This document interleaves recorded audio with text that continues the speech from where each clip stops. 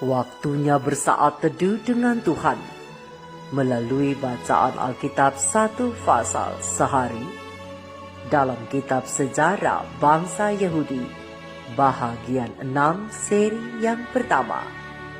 Kitab 1 Tawarik pasal 12. Pengikut-pengikut Daud di Ziklag dan tentara Daud di Hebron.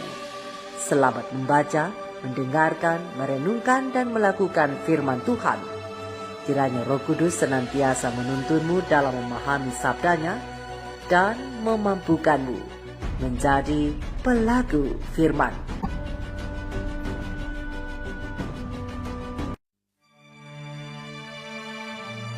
Inilah orang-orang yang datang kepada Daud di Ziklag selama ia harus menyingkir karena Saul bin Kish. Mereka pun termasuk pahlawan-pahlawan yang membantu dia dalam peperangan. Mereka bersenjatakan panah dan sanggup melontarkan batu dan menembakkan anak-anak panah dari busur dengan tangan kanan atau tangan kiri. Mereka itu dari saudara-saudara sesuku Saul dari orang Benyamin. Abiezer kepala, dan Yoas, anak-anak Semaah, orang Gibea. Yeziel dan Pelet, anak-anak Azmawet. Beraka dan Yehu, orang Anatot. Yismaya orang Gibeon, seorang pahlawan di antara ke-30 orang itu, yang mengepalai 30 orang. Yeremia, Yehaziel, Yohanan, dan Yozabat, orang Gedera. Eluzai, Yerimot, Bealia, Semaria, dan Sefaca, orang Harufi. Elkana, Yisia, Azareel, Yoezer, dan Yasobam, orang-orang Korah. Yoela, Zebaja, anak-anak Yeroham dari Gedor.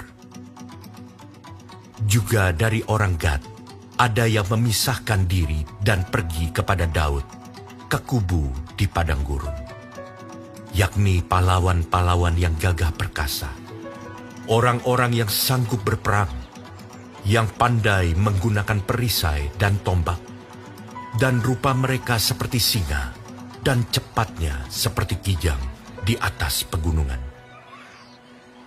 Ezer kepala, Obaja orang kedua, Eliab orang ketiga, Mismana orang keempat, Yeremia orang kelima, Atai orang keenam, Eliel orang ketujuh, Yohanan orang kedelapan, Elzabat orang kesembilan, Yeremia orang kesepuluh, Makbanai orang ke-11.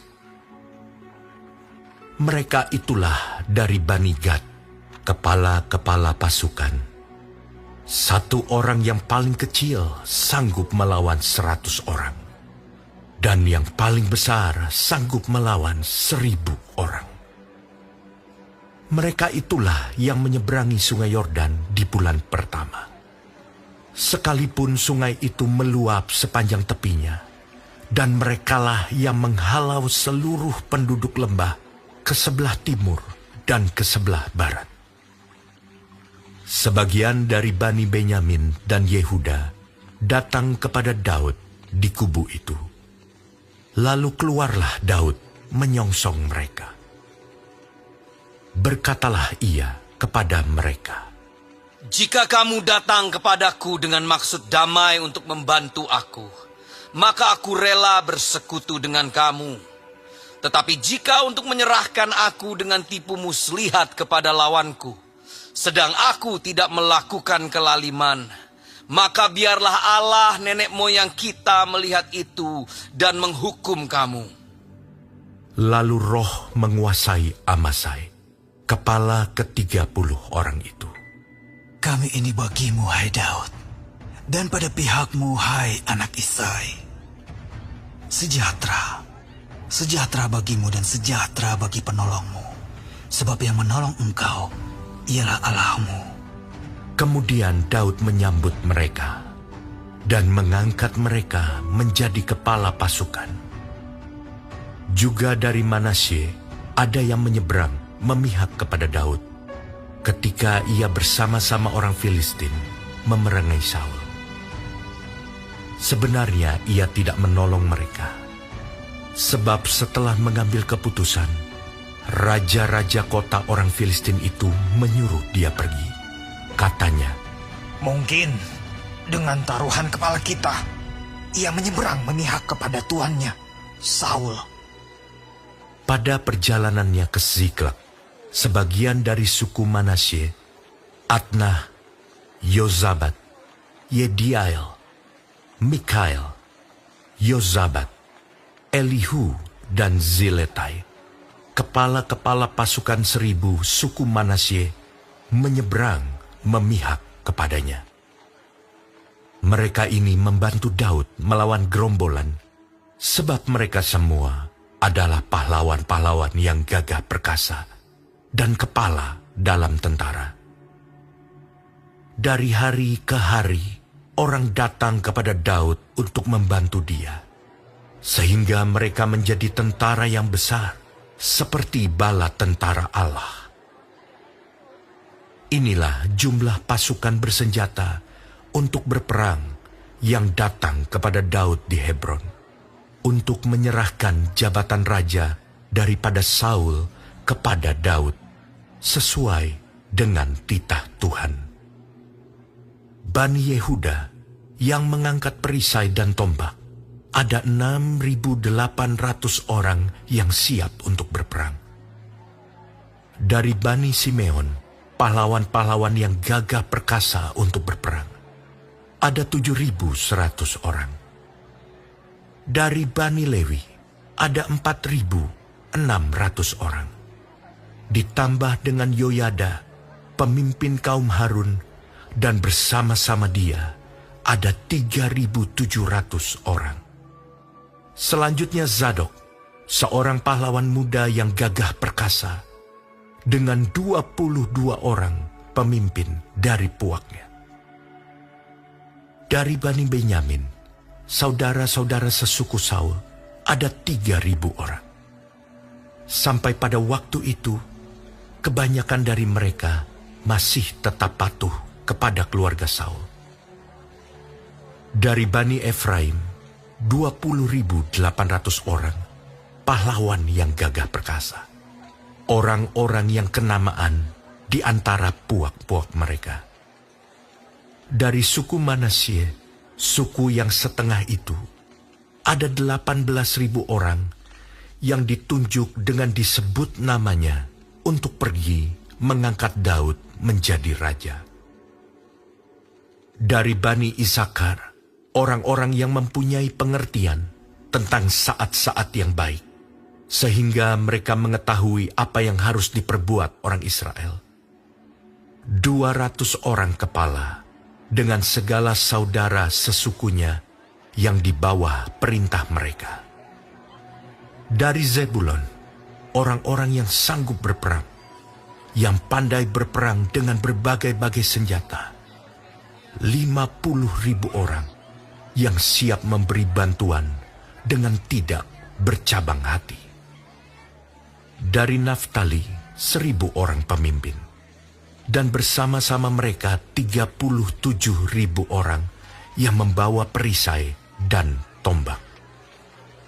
Dari orang Dan, orang-orang yang siap untuk berperang, 28.600 orang. Dari Asyir, orang-orang yang sanggup dan pandai untuk berperang, 40.000 orang. Dari seberang sungai Yordan, yakni dari orang Ruben, orang Gad, dan setengah suku Manasye yang lain, orang-orang yang membawa berbagai-bagai senjata perang, 120.000 orang. Sekaliannya itu, prajurit-prajurit orang-orang dalam barisan tempur datang ke Hebron dengan tulus hati untuk mengangkat Daud menjadi raja atas seluruh Israel. Memang juga seluruh orang Israel yang lain dengan bulat hati hendak mengangkat Daud menjadi raja. Mereka tinggal di sana bersama-sama Daud 3 hari lamanya, makan dan minum, sebab saudara-saudara mereka menyajikan makanan bagi mereka.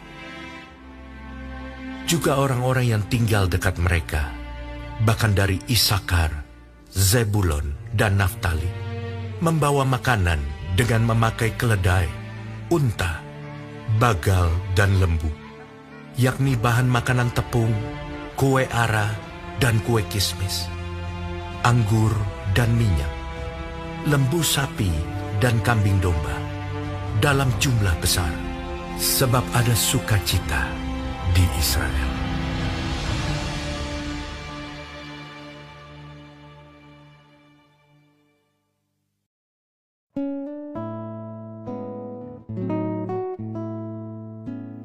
Kita telah menyelesaikan bacaan Alkitab 1 pasal sehari dalam kitab 1 Tawarik pasal yang ke-12. Sedikit perenungan mengenai pasal ini, khususnya di ayat yang pertama dan ayat yang ke-33, tentang kepemimpinan Raja Daud ketika ia harus menyingkir dari Raja Saul dan kesetiaan orang-orang Zebulon yang tidak bercabang hati. Bagaimana kita mendefinisikan seorang pemimpin yang berhasil? Apakah bisa dilihat hanya dari karismanya saja atau dari jumlah pengikutnya? Itu hanyalah sebagian saja dari syarat seorang yang disebut berhasil sebagai pemimpin. Ada hal penting yang harus diperhatikan oleh setiap pemimpin. Apakah itu? Suksesi. Seorang pemimpin yang berhasil tidak pernah berhenti hanya pada masanya saja.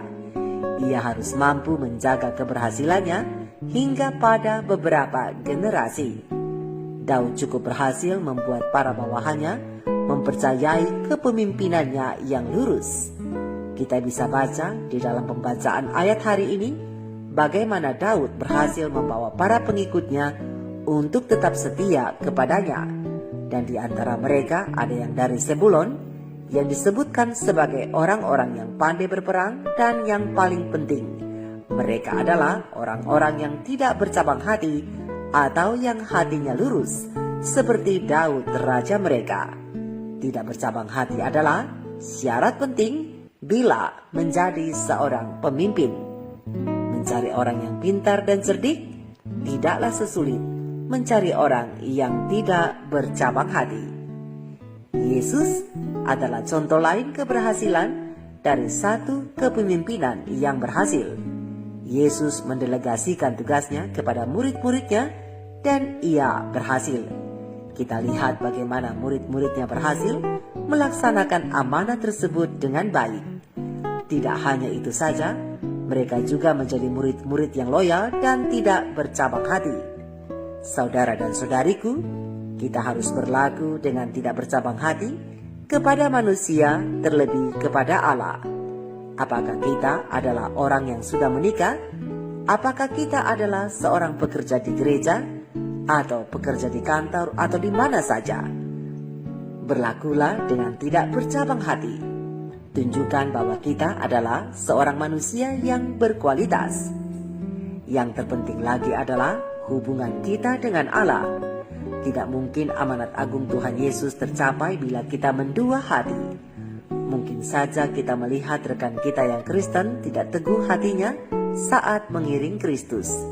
Kita tidak perlu mengikutinya, karena kita adalah manusia yang memiliki prinsip, yaitu prinsip anak-anak Allah. Kita tidak perlu mengikuti prinsip mereka, karena kita mempunyai prinsip kekristenan yang sejati. Nama Yesus dimuliakan karena kita adalah manusia yang tidak bercabang hati. Sampai kapan kita berlaku demikian? Sampai selama-lamanya. Orang yang hatinya bercabang tidak akan pernah menuai kesuksesan. Ingatlah selalu akan hal ini dan renungkanlah. Tuhan Yesus memberkati kita semua. Shalom.